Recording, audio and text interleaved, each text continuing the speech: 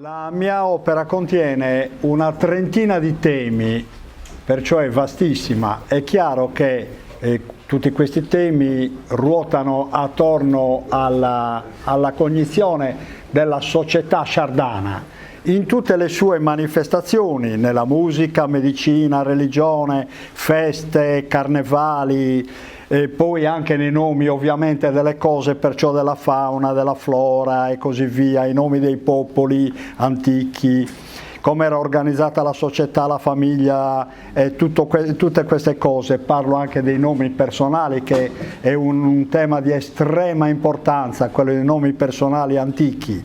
Poi parlo dei numeri, della matematica, dei metri, delle misure, dell'agricoltura, della pastorizia, caccia, pesca, della natura, clima, acqua, geografia, un sacco di temi, territorio dei porti, delle barche, delle navi, della guerra, dei castelli, della schiavitù, dei pani che facevano anticamente, dell'astronomia, delle costellazioni, orientamento, calendario, stagioni, economia, moneta degli antichi sardana, lavoro, arti, professioni, eccetera, eccetera, insediamenti, abitazioni, eccetera. Parlo di tutti questi temi. L'editore mi doveva dare il quinto volume oggi e non ce l'ha fatta, purtroppo.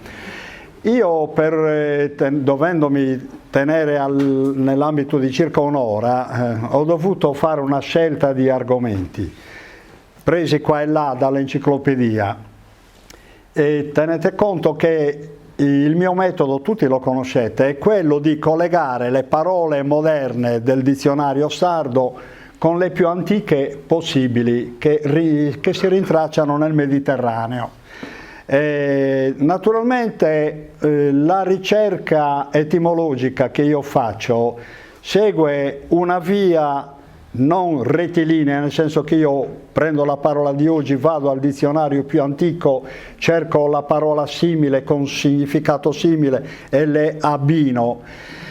Io passo anche attraverso i cognomi sardi, che sono una enorme messe di dati. I cognomi sardi è una autentica miniera di diamanti dei sette nani, dove uno più ci mette le mani e più scopre le cose. E perciò inizio proprio, siccome ho davanti dei cognomi, iniziamo dai cognomi per parlare delle case. Noi abbiamo il cognome Bette e Bitto, che significa casa, perché è l'unica parola, in latino non si trova il referente, perché tenete conto, lo sapete tutti, in latino è inutile cercare i referenti perché non esistono, in quanto anche le parole latine che noi abbiamo nel dizionario sardo, e sono migliaia, quelle parole in realtà sono parole prelatine, cioè sono parole sardana, addirittura molte sono vecchie di 40.000 anni. Cioè parole che noi nel bacino del Mediterraneo e principalmente in Sardegna parlavamo millenni o addirittura decine di millenni prima di Roma. Pertanto è ora di mettere a tacere la teoria che la lingua sarda deriva da Roma. Semmai si può capovolgere la lingua romana che deriva da quella sarda, però la questione delle derivazioni è troppo, come dire, démodé, è troppo démodé, perché non si può parlare di derivazione nel Mediterraneo, ma di lingua unica. Nel Mediterraneo esisteva una lingua unica, pertanto per capire le origini della lingua sarda dobbiamo semplicemente scavare nei dizionari più antichi di quello romano e giungere pertanto alle vere basi. Quando noi abbiamo il cognome Bette, Bitto, chiaramente significa casa, ce l'abbiamo in accadico, ce l'abbiamo anche come sapete in ebraico, Bait, casa. Il cognome Vetuli viene dall'accadico Betu più Lu, abbondante, ammucchiato, sovrapposto, pertanto il cognome Vetuli indica di per sé la casa a più piani, cosa che un tempo non era, normalmente le case erano sempre un piano. Ecco, anche la parola casa non è romana, dall'accadico casu, ricoprire in alto, cioè segno proprio di una una costruzione che veniva adeguatamente ricoperta col tetto per difendere evidentemente qualcosa di buono, perché non è detto che l'uomo si ricoprisse sempre la propria dimora col tetto nella più alta antichità. Abbiamo poi la parola domu, che non deriva dal latino domus né dal greco domos, dove in greco significa patria, paese, casa, abitazione, doma, dimora, do, casa. Deriva dal sumerico du, costruire, più mu, crescere. Anche questa costruzione in altezza significa, che è un concetto diverso da quello di Capanna, ci arriveremo subito, credo di averlo messo qui fra le slide. La costruzione in altezza significa proprio che il concetto dell'elevazione in altezza era molto, molto particolare presso i nostri antichissimi progenitori. Però andiamo oltre velocemente. La camera, come vedete, deriva dall'accadico camaru, che significa trappola da caccia, letteralmente. La trappola da caccia, tutto questo vi fa capire tutto. Io parlo sempre delle parole più antiche, vi fa capire che anticamente le camere non avevano finestre, avevano a malapena una porta. Noi abbiamo una soluzione del genere in Algeria e in altri posti del Maghreb, dove, se avete visitato qualche villaggio, alcuni villaggi sono scavati nella terra in basso, per cui le camere sono tipo le trappole dei cacciatori. E quello era il più antico concetto della camera. Poi anche la parola aposentu, che non deriva dallo spagnolo, perché anche dallo spagnolo noi non abbiamo preso nulla, deriva dall'accadico apu shimtu, marchio di proprietà, oppure letto di canne più marchio di proprietà, e significa letteralmente letto di canne personale. Questo significa che anticamente per aposentu si voleva indicare il letto singolare dei singoli abitanti di quella capanna o di quella casa, e non poi il significato che ha assunto in seguito di camera vera e propria, almeno in spagnolo, che poi ce l'hanno trasmesso in sardo. Io vado velocemente prendendo un po' di concetti molto, ma molto antichi. Per esempio, in Ogliastra l'asino viene chiamato cocineddu. Cocineddu significa letteralmente il piccoletto della cucina, letteralmente. Però tenete conto che cocina in sardo viene dal sumerico kukin, luogo dove si macina. Questo vi fa capire una cosa particolarissima, che l'angolo dove l'asino faceva il suo lavoro su molenti che girava la mola, era quell'angolino, poi col tempo prese il nome di cucina. Cioè noi abbiamo questa intuizione proprio attraverso la parola ogliastrina cocineddu. Ecco, il mattone con cui si costruiscono ancora oggi molte case di un tempo, come vedete deriva dal sumerico, ladiri, ceppo o mattone pigiato per l'elevazione. Avevano sempre il concetto dell'elevazione, perciò parla di per sé questo concetto, non c'è altro da dire. Era ovviamente il più antico concetto che riguardava l'elemento costruttivo, oltre la pietra, oltre il legno.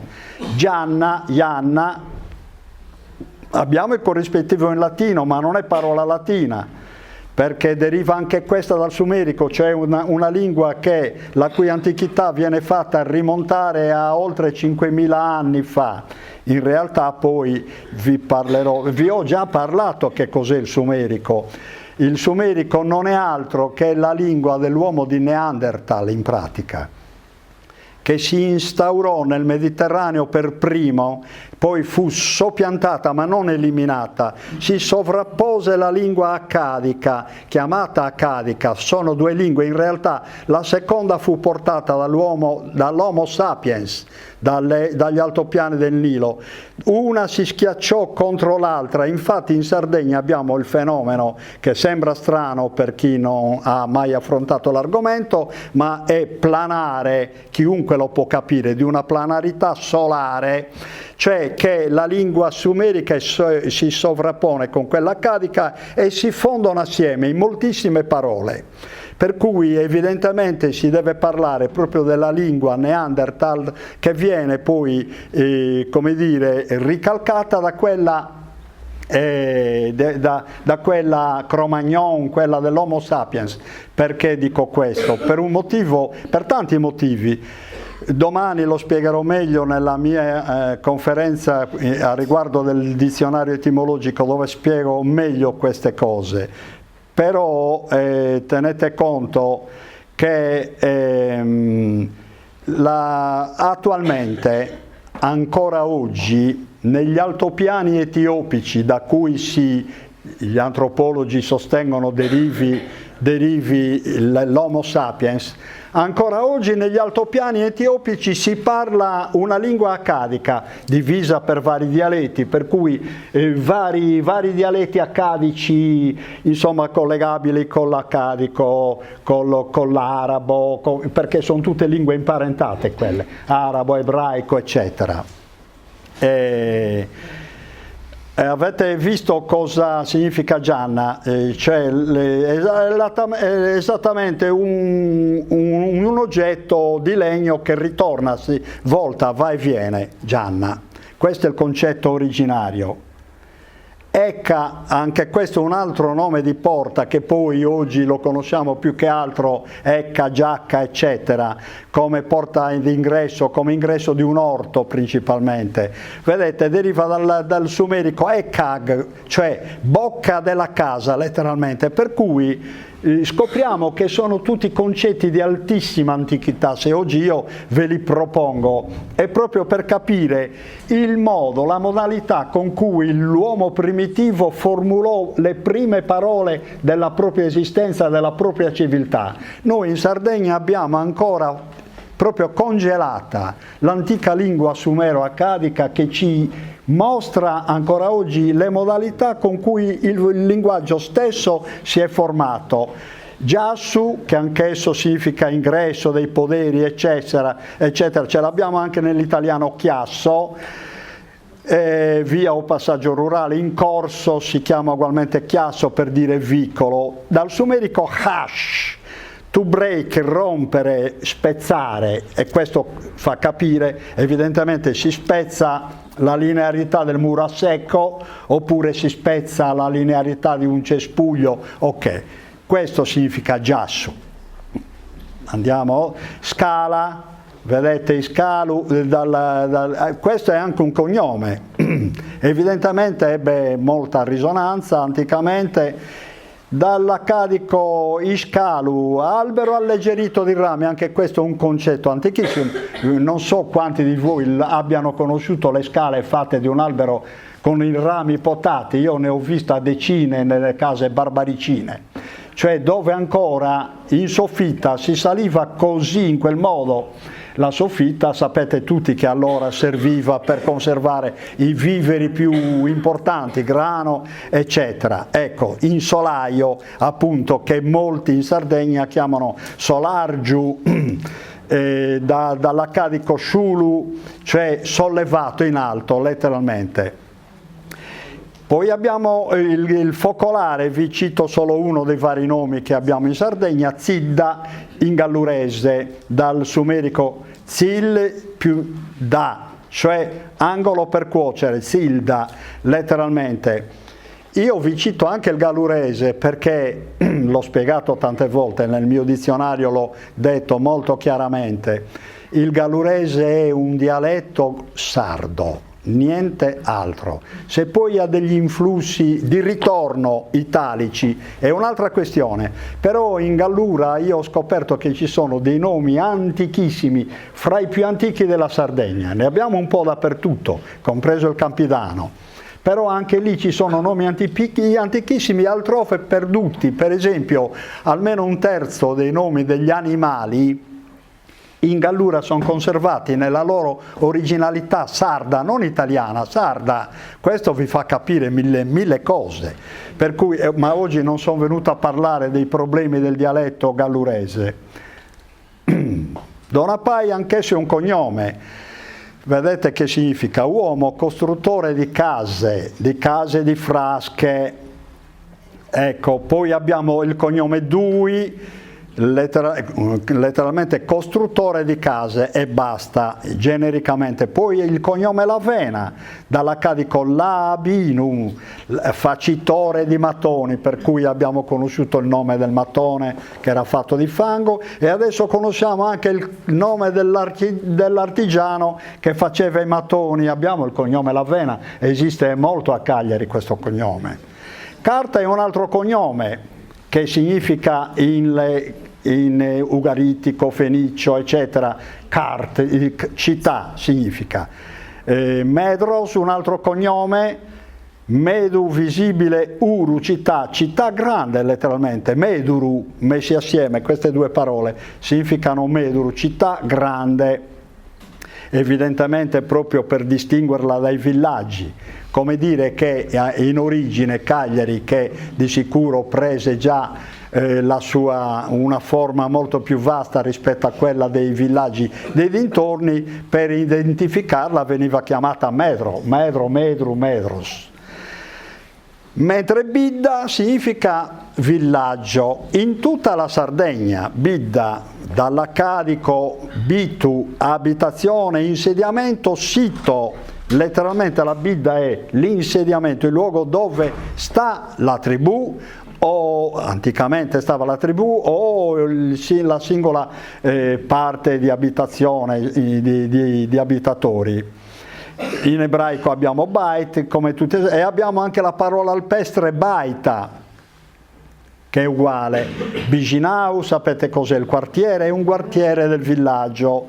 Molti lo rapportano al latino vicus, ma non è così. Villaggio, quartiere di città. Abbiamo l'italiano vicino accanto a un altro. Viene dall'accadico vicu, weku, igu, eccetera. Appezzamento di terra circondata da sbarramento in origine, cioè più nadu, stendere, mettere a terra, preparare, cioè un lotto di terreno, era il vicinato un lotto di terreno preparato per l'insediamento di una collettività in origine. Tenete conto di un fatto che ce lo riporta tutto questo anche Tito Livio nelle sue storie, cioè anche a Roma successe che crearono parecchi biginaus. Roma si ingrandì così, man mano che un nuovo popolo entrava a ingrandire la compagine romana, lo facevano abitare. Allora noi stiamo in questo colle, tu te ne stai in quello lì, tu in quell'altro colle. Erano tutti biginaus e ogni biginau romano gli veniva scavato il coso, il vallo, messe le palizzate, eccetera. Cioè doveva sorgere come luogo sacro, cioè tutti i luoghi antichi dove la collettività andava a insediarsi erano luoghi di sacralità per eccellenza. Ecco, questa, se non erro, è una parola barbaricina, se non erro, no? Trichingiu, villaggio minuscolo, piccolissimo gruppo di case, oppure quartiere, rione, biginau. Lo dicono a Oliena e a Ollolai specialmente. Deriva dal sumerico anche questa, Tsirikindu, cioè terra letteralmente rotta, cioè circondata, insomma, avulsa dal resto della terra. Oppure, più che Kindu, può essere Kinghi, paese natio, per cui Zirkinghi, insediamento isolato. Poi questo Zir ebbe la metatesi in Tri, e perciò divenne Trichinghi in origine, insediamento isolato, il piccolissimo villaggio sardo chiamato così. Il cognome Canalisi ci indica che un tempo noi avevamo dei villaggi solidi, evidentemente quando si dice canali nel senso di villaggio solido si vuole intendere un villaggio non costruito con il fango, con i mattoni di fango, ma con le pietre.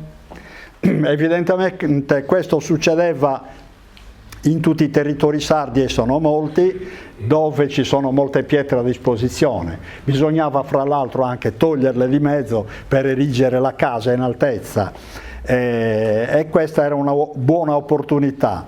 Poi abbiamo il cognome Cherchi che indica proprio l'area chiusa da fortificazioni, letteralmente, da cui prese anche il nome e la parola Chercu, che significa quercia, perché normalmente in origine le fortificazioni, almeno con l'inizio dell'età neolitica, venivano create con i pali di quercia. In Sardegna era pieno, abbiamo 3-4 tipi di querce e normalmente veniva usato o il leccio o sughercu vero e proprio, che sarebbe la quercus pubescens. Poi in Sardegna abbiamo la parola prazza, che ce l'abbiamo poi, una parola espansa in tutta l'Europa, ce l'abbiamo in latino, in italiano, piazza, in francese, in inglese, place, eccetera. È un concetto molto, sembrerebbe strano, non lo è. Tenete conto, tutti abbiamo presenti i villaggi nuragici, che sono una cozzaglia di capanne dove a malapena uno riesce a passare tra l'una e l'altra, no? Per prazza si intende invece un luogo più ampio che divide letteralmente, dal latino in sardo prazziri, dividere, paltire nel nord Sardegna, dividere, staccare, in latino partior, divido, in italiano partire è uno che parte, è uno che si divide da un altro, che origina il motto di allontanamento. Vedete da dove deriva? Dal sumerico pad, rompere, spaccare, dividere, più zu, lama o punta dell'aratro, da cui parzu, spaccare con l'aratro, fare un solco. E anche qua, quando si parla di fare un solco, ritorniamo sempre all'origine della costruzione dei villaggi o delle città, che si faceva un largo solco per delimitare l'abitato dal luogo selvaggio. Prazza. Dunque la prazza indicò fin dalle origini proprio la via più larga, quella che consentiva ai carri a buoi, per intenderci, di passare attraverso il villaggio per dislocarsi qua o là. Non era semplice ottenere quell'effetto, perché i villaggi, come dicevo, erano tutti quanti coesi ed era difficile passarci. Ancora oggi in molti paesi, in moltissimi, io non so chi di voi sia dei paesi, comunque sia nei paesi, ma anche a Sassari, per prazza si intende la via principale. Noi a Sassari diciamo piazza per dire Corso Vittorio Emanuele, che fino a tutto l'Ottocento era la via più larga di Sassari. Da cui la poesia di Pompeo Calvia, li gandareri farano in piazza gurivetti di rasut rimurendi, cioè i candelieri, notissimi, i candelieri scendono nella via principale con i cosi, come si chiama, i nastri di raso tremolanti, livetti. Andiamo oltre, callu, ecco, anche callu è una parola sarda, non ce l'hanno solamente i francesi, i veneziani o che so io, strada, calle, stradina, sentiero. Come vedete anche questa deriva dal sumerico, hal, dividere. Proprio la calle era quella che divideva le case una casa dall'altra, una facciata di case da un'altra facciata di case. E poi abbiamo invece la carrera, che anche questa non è parola spagnola ma principalmente sarda, carrera, carrela, strada, stradone, dal sumerico carrere, cioè luogo proprio per andare, per scappare, e perciò era un luogo che consentiva l'allontanamento del paese verso altre zone, verso altri paesi. Carrela, anche Ruga, vedete quanti, abbiamo tante possibilità di esprimere i concetti in Sardegna. Anche Ruga è anch'essa una strada di villaggio, francese ce l'abbiamo, rue in francese, dal sumerico rub, andare, to go in inglese. Il vocabolario sardo è così connesso nel Mediterraneo a tutti gli altri linguaggi mediterranei che persino il cognome Scura è possibile abbinarlo all'accadico suku, che significa via. In arabo abbiamo il souk, il mercato, il quale viene messo non a caso nella via principale della Casba e comunque della Medina, del luogo dove vabbè. Perciò Scura abbiamo Sucu più Uru, città. Scura significa letteralmente in Sardegna, significò in origine via cittadina, però vedete come anche l'arabo ha connessioni con noi, perché erano tutte parole collegate tra di loro. Poi arriviamo al pozzo, noi abbiamo il cognome Tolu, che significa pozzo per eccellenza. Se anche si riporta nei cognomi certe parole, vuol dire che erano di estrema importanza in origine quando nacquero i villaggi. Il pozzo, tutti i villaggi nascevano attorno a un pozzo, tutti. Per esempio a Sassari l'ombelico dove nacque la città si chiama Pozzo di Vidda, il pozzo del paese, letteralmente. Tutti i paesi nacquero attorno a un pozzo, ecco perché è importante. Poi abbiamo la parola, io l'ho messa non per ridere, ma crastula, la pettegola, pettegolare, crastulai, eccetera. Deriva dall'accadico più il sumerico, vedete come si compenetrano accadico su Karsutul, poi Krastul, perché c'è sempre la metatesi nel sud di Sardegna, da Karsu Crassu, e poi si perde l'ultima tu e diventa Crastul. Pozzo significa letteralmente ruffiana del pozzo, cioè presso gli antichi. Tutto detto, no? La crastula. Veniamo, ecco, un altro nome del pozzo è questo, però qua siamo ai pozzi sacri. Cabeccia è un cognome, Cabeccia, Cabella, Cambedda sono tre cognomi in Sardegna che tutti e tre indicano i pozzi sacri. Da Cabu, pozzo, più Ecu, oggetto di culto. In assiro si dice al rovescio, ma insomma è lo stesso. I sardi invece lo usano capovolto, Cabecu, pozzo sacro. Io l'ho spiegato nel mio libro sulla religione, ma a proposito di religione, tutto il mio libro della religione è un po' obsoleto perché l'ho rimesso tutto quanto qua, rammodernando, diciamo, mettendoci qualche concetto più aggiornato.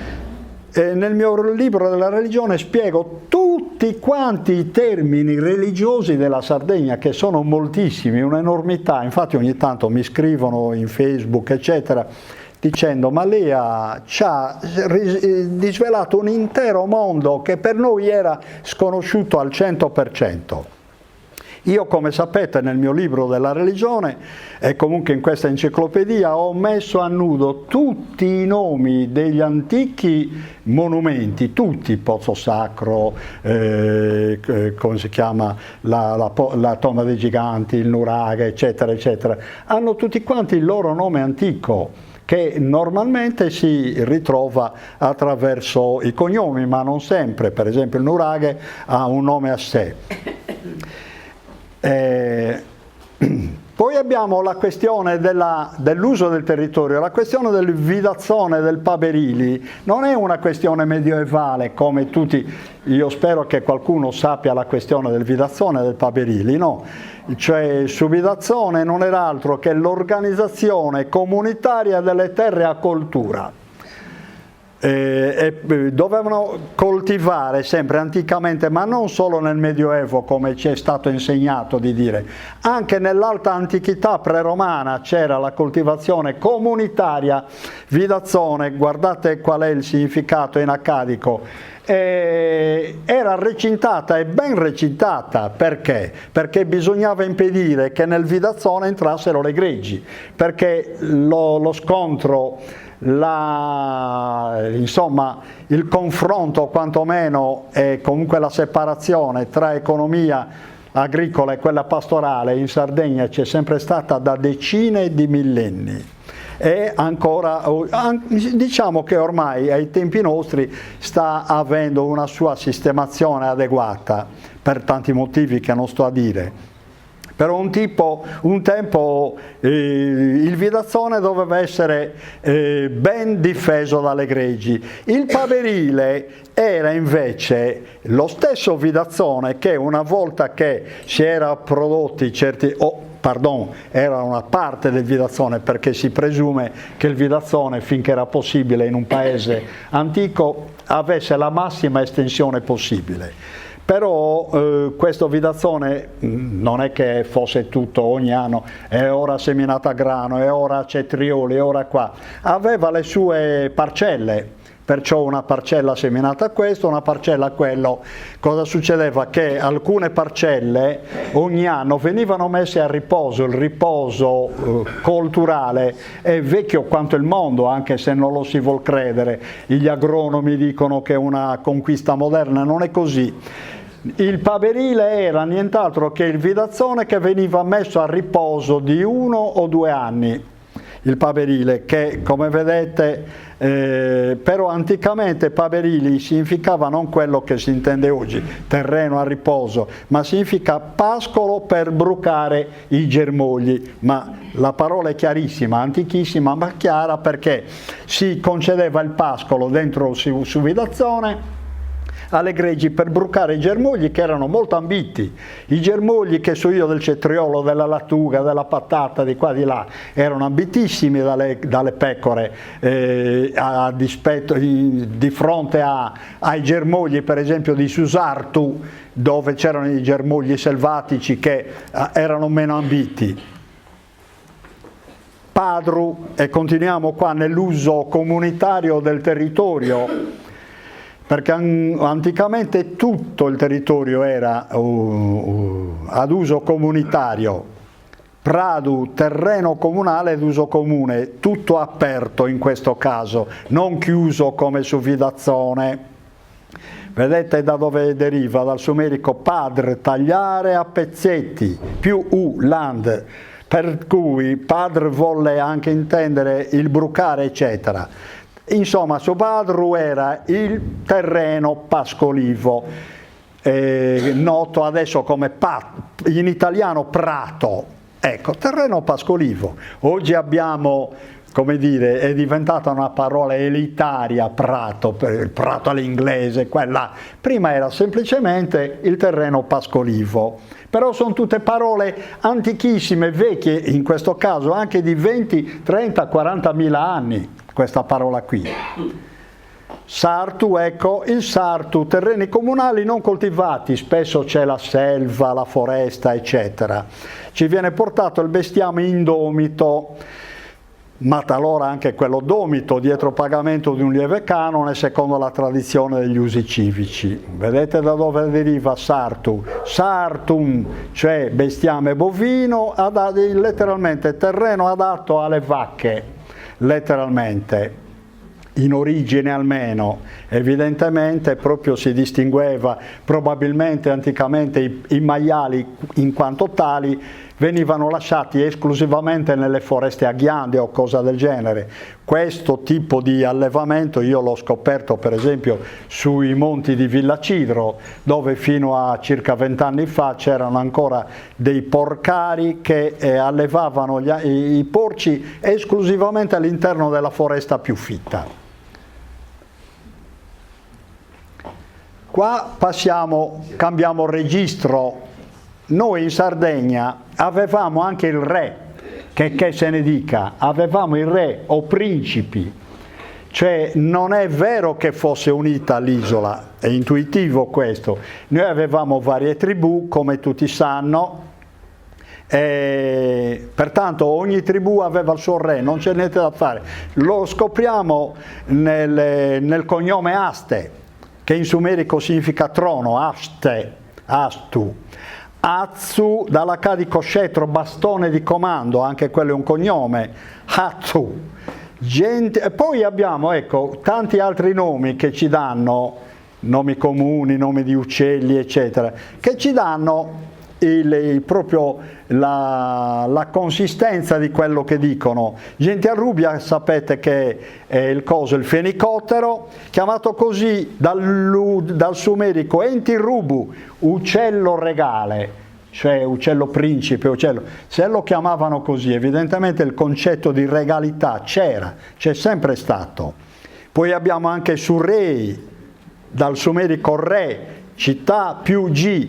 Prima noi diciamo rei qua nel sud Sardegna, però in altre zone della Sardegna si dice reghe, per esempio, e probabilmente la parola più antica è proprio quella del centro Sardegna, re dal sumerico reghi, cioè colui che esprime i giudizi dentro la città, ed era il re. Infatti tutti sanno che i primi re non furono altro che re giudici, parola mantenuta, concetto mantenuto ancora con i giudici medioevali della Sardegna, regi, giudice della città letteralmente, mentre Ena, il cognome Ena viene dall'accadico Enu, significa signore, che è un epiteto di re, fin dalle origini fu sempre un epiteto di re. Come vedete ci sono moltissimi concetti, ma andiamo oltre, perché anche il cognome Merche o Melche, secondo le zone, va bene, è una metatesi dall'ebraico Melech, che significa sempre re. Melisi, il cognome Melisi significa altezza, sua altezza reale, sottinteso. Dall'accadico Melu, altezza, altitudine. Iudiche, a sua volta, Iudiche, anch'essa è una parola di estrema antichità, dal sumerico pastore di pecore, letteralmente, più dikud, udikud, giudice. Vedete, questo dikud si assomiglia moltissimo al greco dike, giustizia, perciò udikud era letteralmente il pastore di uomini che amministra la giustizia. Questo concetto di pastore di uomini fu vitale in tutta l'antichità e ce lo ritroviamo, come sapete, persino nei Vangeli, e ora lo ritroviamo nella religione cristiana. Andiamo alle guardie. Noi nei paesi, nei villaggi, nelle città avevamo anche le guardie locali, la giustizia locale. Avevamo ancora oggi in certe parti della Sardegna si dice alguazile per dire l'usciere, lo sbirro nel senso di poliziotto proprio, e che deriva dall'accadico, era un messo con poteri ispettivi letteralmente. Cosa che è più o meno simile a quella di Barracello, il barracello, dall'accadico baru, guardare, dare un'occhiata, sorvegliare, vigilare il territorio, più celu, incendiare o anche insultare. Perciò il barracello era colui che sorvegliava la questione degli incendi e l'aspetto degli insulti, cioè di quelli che si accapigliavano, eccetera. Era un amministratore dell'ordine, come un vigile urbano moderno, per intenderci. E Faticone non è cognome sardo, ma come dicevo la lingua sarda è imparentata in tutto il Mediterraneo. Il cognome Faticoni, vedete da dove deriva? Da Batiku, cioè messaggero espresso, cioè colui che andava letteralmente a cavallo a portare i messaggi. Noi nel Mediterraneo almeno, ma sicuramente anche in Sardegna, avevamo il cavaliere espresso che andava da un territorio all'altro a portare i messaggi, e avevamo anche purtroppo Subuginu, che come vedete è una parola estremamente antica, forse ha almeno 40.000 anni, che significa letteralmente mestiere del boia. Passiamo alle imposte. Buditolzu, Boditorgiu, Guddetorgiu, secondo le zone della Sardegna si dice in vari modi, ed è un luogo dove trasportava il bestiame, si faceva confluire tutto il bestiame da dare al feudatario in epoca feudale. Però è un concetto primitivo, perché si può presumere che da un paese all'altro i posti per muoversi non erano molti, c'erano le vie comunali che collegavano un paese all'altro, in più c'era qualche viottolo che portava a Susartu, qua e là, eccetera. C'erano i posti proprio decisi da chi comandava per portare il bestiame. Tutti sanno che il calzolaio, il falegname, lo specialista che non aveva neanche terra però poteva guadagnare dal proprio lavoro, che faceva? Con ciò che guadagnava comprava anche lui la pecora, insomma un elemento duraturo che poteva dare come tassa, come imposta, come decima a chi comandava.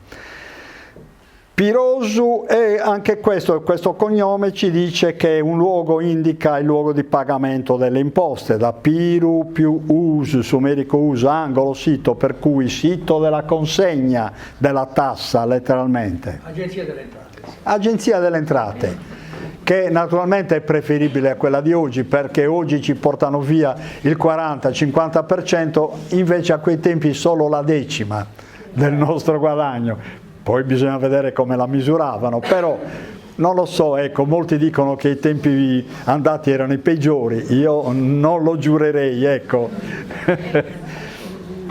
Avevamo anche il cimitero, non camposanto, perché camposanto è un concetto della religione attuale, camposanto.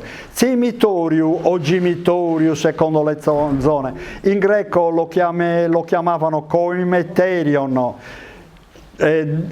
significa letteralmente il sito dell'incinerazione dove si bruciavano i cadaveri. Questo significa una cosa, e lo dico a chi è specialista in archeologia: come tutti sappiamo ci sono state epoche in cui si preferiva l'inumazione, altre in cui si preferiva l'incinerazione.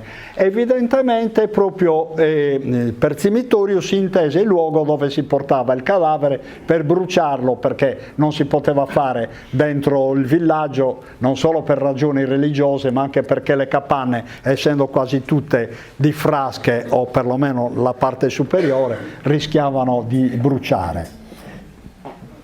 Perciò questo è un dato, cimitorio o gimitorio, che ci fa capire anche un aspetto temporale ben preciso della nostra civiltà antica. Cucum ha un altro cognome, vedete, deriva dall'accadico cucum, anche sumerico cucu, luoghi tenebrosi, gli inferi, per cui noi avevamo il concetto degli inferi, come ce l'avevano molti popoli antichi. È inutile negarlo. Cioè un certo concetto del luogo tenebroso c'era, poi ogni popolo cercò di addolcirlo o di renderlo ancora più amaro rispetto al concetto generale, come tutti sappiamo. I Campi Elisi, un metodo per addolcirlo, un altro metodo era quello dei greci, il tartaro che sprofondava nel più nero ad altissima profondità. Cucuma, l'ho detto, Lancioni, cognome dal sumerico che significa anch'esso luogo, dimora nel mondo sotterraneo. Come vedete abbiamo, secondo le tribù della Sardegna, vari cognomi e vari significati che convergono tutti quanti. Evidentemente questo concetto del mondo degli inferi era molto conosciuto nell'altissima antichità. Non solo, abbiamo anche l'Isonzo, detto in zona per esempio a Orgosolo, ad Orgali per esempio, l'Isonzo, ma non solo, in vari paesi della Sardegna, indica proprio il fiume dell'oblio, dal sumerico, cioè nascondimento del sole e della conoscenza letteralmente, l'Usunzu, letteralmente. Poi abbiamo il diavolo in quanto tale, chiamato Orammala, uno dei tanti nomi del diavolo, ne abbiamo una decina di nomi diversi del diavolo. Orammala è un nome specialmente nuorese, che come vedete viene dal sumerico luogo dove si brucia e si divampa letteralmente. Cioè, non so se mi spiego, siccome questa parola è vecchia di minimo di 10.000 anni, è inutile che noi andiamo a tergiversare, no, perché qualcuno dice, ma chi ce lo dice? L'ipse dixit, no, ma chi ce lo dice questo? Le parole sumero-accadiche ce lo dicono, che queste parole sono vecchie come il mondo. Chi è che ce lo deve dire? Tito Livio? O cosa del genere, quelli che scrissero per primi di storia, loro tutte queste cose non se le hanno mai dette. Dobbiamo arrivarci noi con l'etimologia, con uno studio profondo delle parole, perché nei tempi più antichi della nostra civiltà le parole valevano come una pietra, avevano il loro peso. Ogni parola che veniva detta aveva un significato e veniva tramandato quel significato. Siamo noi oggi che abbiamo dimenticato quel significato. Per esempio il cognome Rosa, De Rosa, Rosas, uno dice cosa significa? Ma in italiano significa rosa. E rosa cosa significa? E beh, anche in latino c'è rosa, e beh, ma dimmi cosa significa rosa. Rosa significa in babilonese incantesimo, cioè era l'incantesimo che la donna faceva verso l'uomo per accattivarsi l'amore, era un incantesimo positivo e questo rinvia ancora una volta al fiore che è stato sempre considerato uno dei più bei fiori dell'umanità, per la sua forma e per il suo profumo meraviglioso. Rosa. Non è cambiato niente. Non è cambiato niente.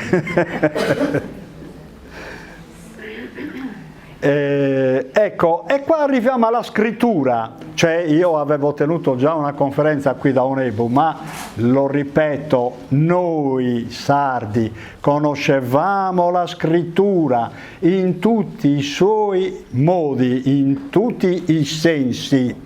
Poi eventualmente se ci sarà tempo possiamo, ma io avevo parlato appositamente di questo, non credo ci sia molto tempo.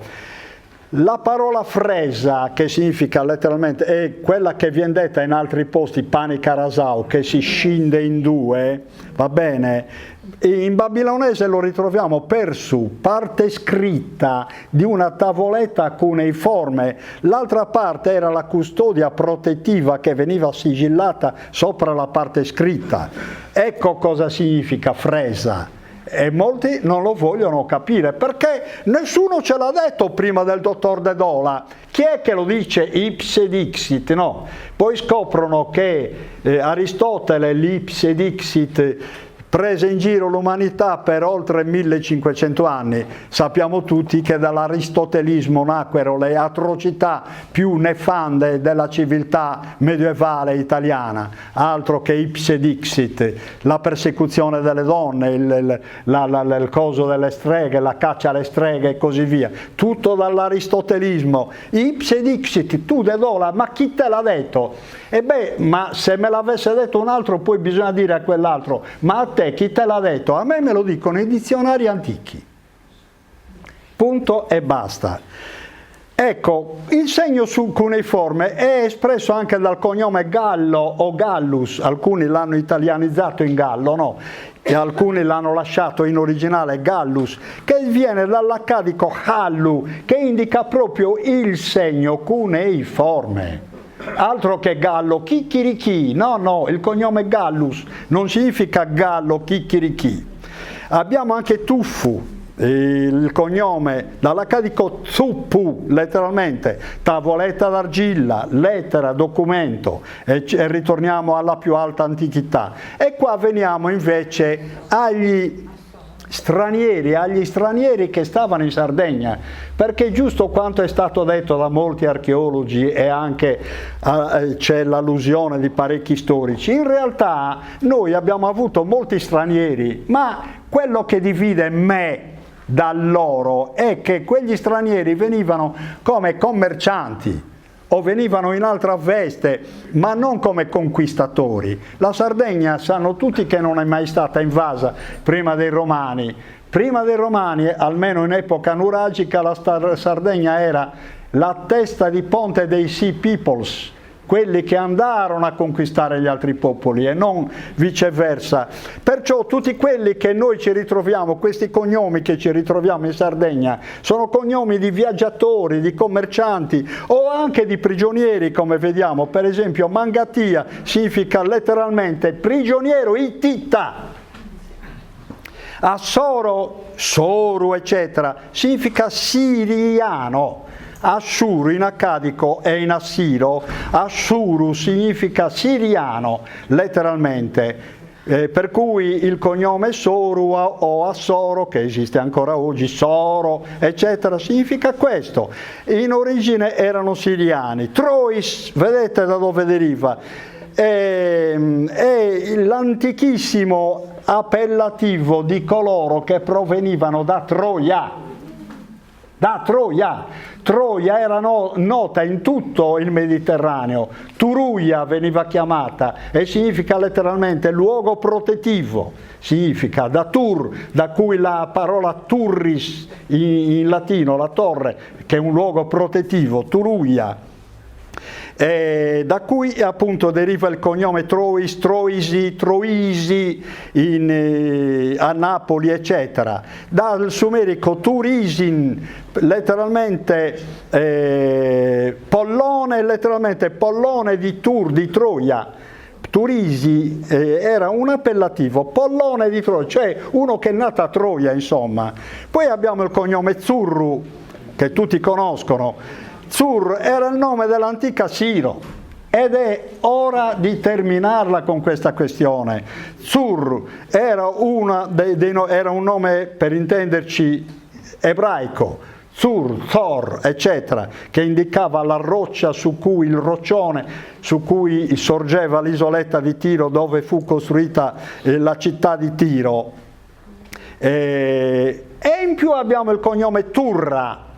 Ma non ho finito con i cognomi esteri, Turra, che è uguale a Turra o Tirra, che era l'antica capitale dei Lidi, che poi i Lidi si trasferirono e con Creso la loro capitale divenne Sardeis, no, Pfard, letteralmente, poi detta da Erodoto Sardeis, alla greca. Turra significa originario della città di Turra, tutto qua, ma ne abbiamo tanti di cognomi esteri, Achena, Dachena, dall'Egizio come sapete Akhenaton, togliamo Aton, che significa letteralmente servitore del sole, e abbiamo servitore, cioè Achena non è altro che una retroformazione, detto in termini linguistici, una parola che viene spezzata perché è troppo lunga e c'è rimasto Achena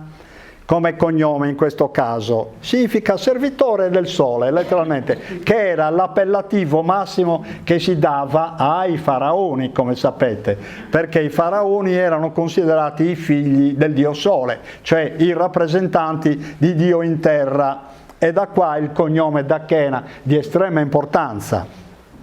Nufris, ecco abbiamo il cognome Nufris in Sardegna, specie nel nuorese. Dall'egiziano anche questo, Nefer, abbiamo Neferkara, Nefertiti, eccetera. Dio buono, Dio benefattore, significa letteralmente. E poi abbiamo Pintauro, cognome Pintauro, proprio scritto così, Pintauro, e anche anticamente in Egitto si diceva Pentauru, il famoso poema di Pintauro che ora non sto a dirvi, era un grande scrittore che scrisse cose egregie sulla civiltà egizia.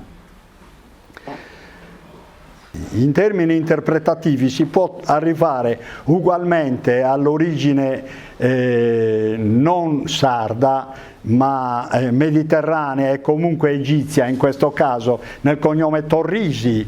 Tur Isis, letteralmente rifugio, protezione di Iside, cioè uno o una donna che era protetta da Iside, da cui il cognome sardo Torrisi, ma è anche un cognome mediterraneo, per esempio lo si ritrova anche in Liguria. Tota, anche Tota, Toti, eccetera, si ritrova in Liguria, ma anche in Sardegna, Tota, Toto, dall'egizio Thot, signore della scrittura, della parola, del pensiero. Poi abbiamo quest'altro, e non vi tedio sui cognomi che vengono dal di fuori, Sidore. Sidore è un cognome sardo che deriva dal sumerico Siduri. Siduri era il Noè dei Sumeri, quello che era sopravvissuto al diluvio universale. Per cui se noi ce lo ritroviamo questo Sidore come cognome in Sardegna, qualche significato ci deve essere. Non è che i Sumeri ci abbiano conquistato, mai è successo questo. Noi parlavamo la loro stessa lingua, però voglio dire che evidentemente le tradizioni navigavano nel Mediterraneo, ecco perché noi abbiamo questo cognome che è niente di strano, che veniva proprio dalla Mesopotamia. Ecco, passiamo a un altro campo, il campo degli aruspici, degli indovini. In Sardegna ce n'era un altro che. Il cognome Barone deriva proprio, chi pratica l'extispiccio, dall'accadico più unu, un genere di carne, evidentemente proprio, lo dice la parola stessa, chi pratica l'extispiccio con la carne, letteralmente barone, per cui il barone un tempo era una persona che scannava gli animali, guardava le loro interiora e dava, Tito Livio ne parla ad ogni pagina di questa cosa, no? Prima di ogni battaglia dovevano fare sempre l'analisi delle viscere, eccetera. Barone veniva chiamato in Sardegna e nel Mediterraneo. Poi questa parola, come tutti sanno, prese l'importanza che sappiamo i baroni medievali, perché? Perché avevano già la loro consacrazione, è il caso di dire, nel parlare comune prima che la baronia prendesse atto. Era un termine molto noto. Badate bene che noi abbiamo anche il cognome e anche la parola baro in Italia, e da cui abbiamo il baro, che sappiamo tutti che cos'è. Il baro era colui che barava al gioco, insomma, no?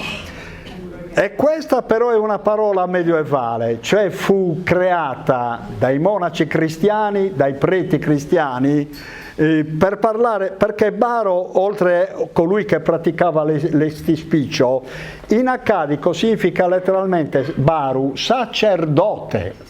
Per cui quando i preti cristiani dice quello è un baro, no, già camuffavano le cose. Praticamente gli antichi sacerdoti sardi, da sacerdoti che erano bari, divennero poveri disgraziati, coloro che baravano al gioco, in questo caso sulle cose religiose. Ma andiamo oltre, vedete che nomi collegati, cognomi collegati sono Barrui, Barrita, eccetera.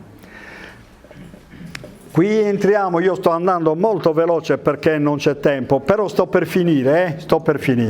L'uccisione dei vecchi, molti, io l'ho voluta mettere perché molti ne parlano e molti vogliono capire bene che significa. Qua abbiamo il cognome Capasso, che significa letteralmente la rupe dei sospiri, la rupe dei il precipizio dei sospiri. Poi abbiamo la Ezza, letteralmente dal sumero-babilonese, strangolatore dei vecchi, letteralmente. E poi Baba Yeka, Eka significa letteralmente impoverito, orfano, in lutto, anticamente significò, mentre Babai sappiamo tutti che significa babbo, è una parola sumerica anche quella, per cui orfano del padre, letteralmente, era una forma molto elegante, per non dire che era l'uccisione del padre, insomma, l'orfania del padre. Per cui abbiamo questi tre cognomi, questi due cognomi e un nome comune, che indicano certe pratiche antiche. Il matrimonio, anche questo è un concetto molto ma molto antico, che non deriva dal latino come tutti pensano, perché deriva dal sumero matru, prominente, eccellente, di qualità superiore, più munus, donna, per cui matrumunu, che poi diviene matrimunus per stato costrutto. Matrimunus significa letteralmente donna di qualità superiore, prominente. Questa sua qualità la assumeva nel momento del matrimonio, appunto, diventava la capo della famiglia. Anche questo è il segno che un tempo c'era il matriarcato. Le nozze, la parola latina, anche queste vengono dal babilonese. Nuptu, pagamento, dono supplementare. Si sa che perché per avere la moglie uno doveva pagare una certa quota al padre, eccetera. Da qui la parola nupzie. Affidu in sardo, dal babilonese pidu, pidu, imprigionamento letteralmente, cioè uno che insomma imprigionava la donna, se la portava a casa. Mentre la parola innida significa donna vergine letteralmente, senza marito significa letteralmente senza nido, dall'accadico nidum, posare, una donna innida, quella che non si è ancora posata per fare le uova, insomma, questo è il concetto. Bene, io guardate, terminerei qua perché sarebbe lunga, io non voglio continuare, se volete farmi delle domande sono qua.